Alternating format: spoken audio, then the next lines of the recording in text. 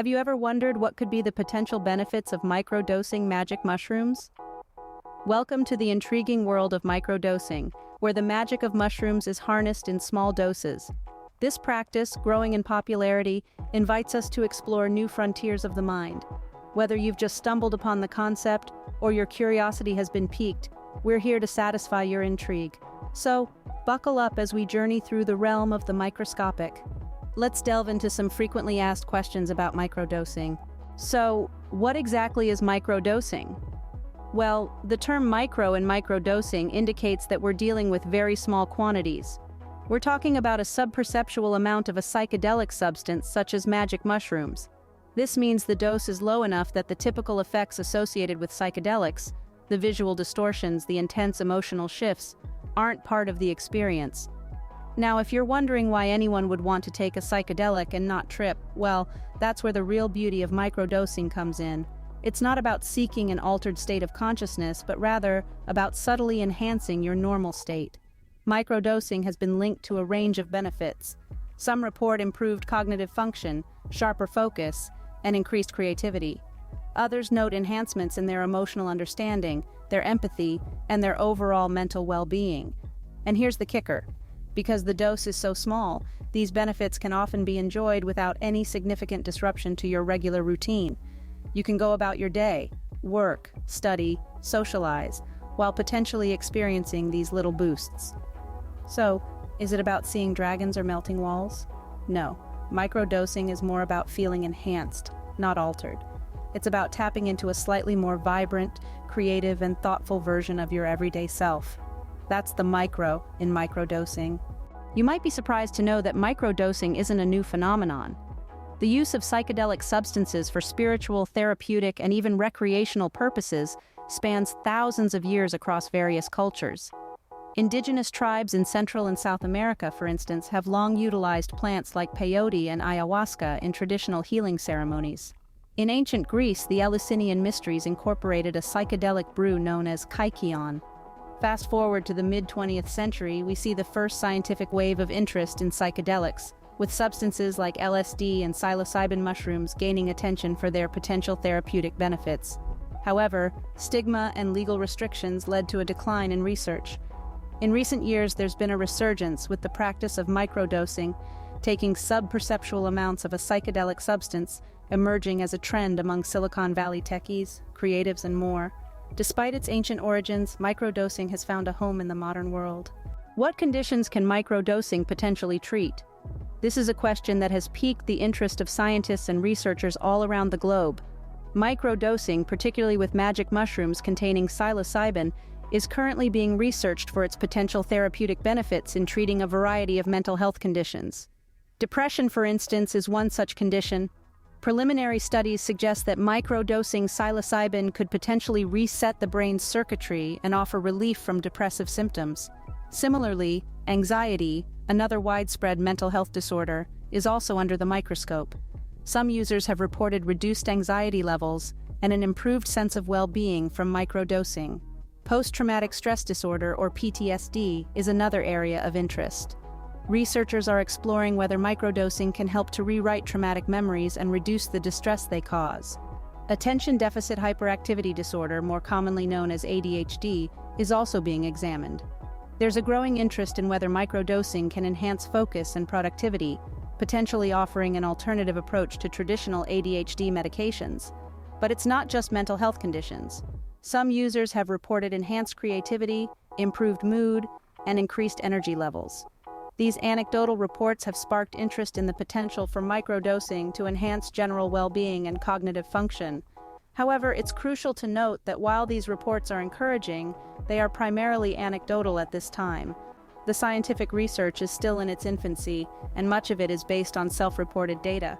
There are also potential risks and side effects to consider, so it's essential to approach microdosing with caution and under the guidance of a healthcare professional. So to answer the question, what conditions can microdosing potentially treat? The possibilities seem broad and promising, from depression and anxiety to PTSD and ADHD. However, the key word here is potentially. While the anecdotal evidence is compelling, we need more rigorous scientific research to fully understand the benefits and risks of microdosing. While promising, it's important to remember that research on microdosing is still in its early stages. Does microdosing magic mushrooms make you hallucinate? This is a question that many of you might have wondered about. The short answer is typically no. Microdosing, by definition, involves taking subperceptual amounts of psychedelic substances. This means that the doses are so small they usually don't cause the vivid visual distortions or profound shifts in consciousness associated with full-blown psychedelic experiences. Instead, the effects of microdosing are often much more subtle and nuanced. They're not about seeing things that aren't there, but rather about perceiving the world around you in a slightly different light. Many users report feeling a heightened sense of focus and mental clarity. Tasks that might have seemed mundane or tedious before can suddenly become engaging and interesting. Creativity is another area where microdosers often notice a significant boost. Ideas seem to flow more freely, and solutions to problems can appear with a clarity that was previously elusive. There's a sense of thinking outside the box, of seeing connections and patterns that were hidden before. And let's not forget about mood enhancement. Many users describe a general sense of well-being, a lightness of spirit that stays with them throughout the day. It's not the intense euphoria of a full psychedelic trip, but rather a gentle lift, like a quiet melody playing in the background of your mind. Microdosing is not about seeing things, it's about perceiving things differently. It's about subtle shifts in awareness that can lead to profound changes in how we think, feel, and interact with the world. How many grams of magic mushrooms is considered a microdose? Now that's a question that's been on the lips of many psychedelic enthusiasts and curious minds alike. When we talk about microdosing magic mushrooms, we're typically referring to a range of about 0.1 to 0.3 grams. This is a dosing standard that's been established through collective experiences and scientific investigation. But remember, this is a ballpark figure, not a one-size-fits-all prescription. You see, the exact amount that constitutes a microdose can vary based on a number of individual factors.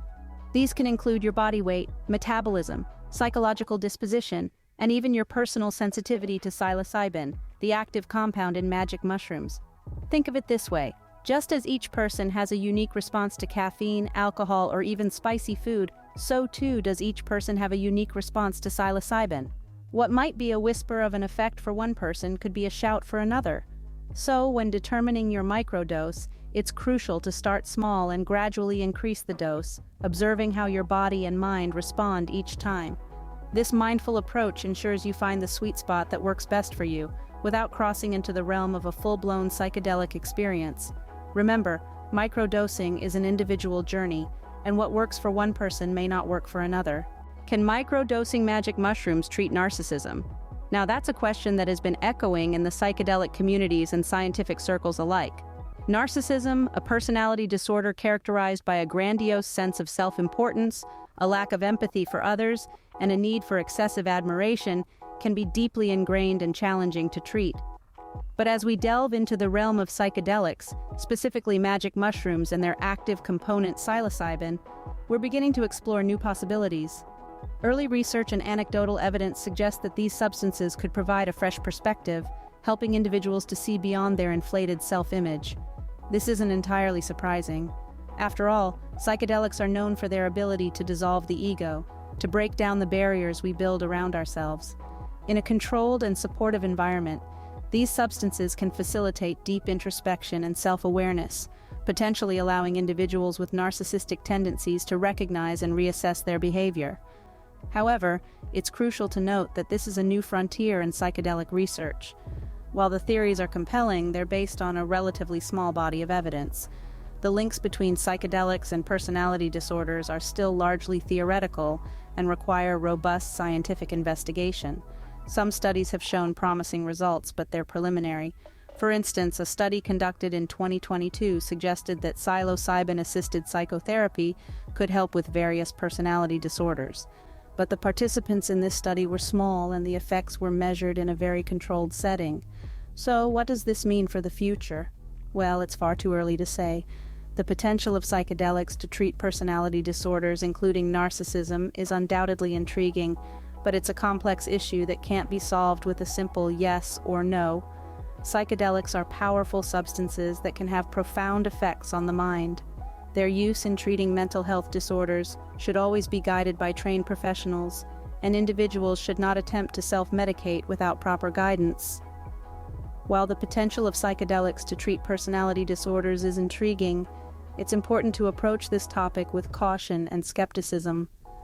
As the research progresses, we'll undoubtedly learn more, but for now, it's a fascinating area of study that's ripe for exploration. In this video, we've covered a lot of ground about microdosing. We delved into its definition, historical context, potential health benefits, the microdosing experience, and how to determine a microdose. We even touched on its potential in treating narcissism. It's a fascinating world where tiny quantities of magic mushrooms might have a big impact. But remember, while microdosing is a fascinating topic, it's also a complex one that requires further research and understanding.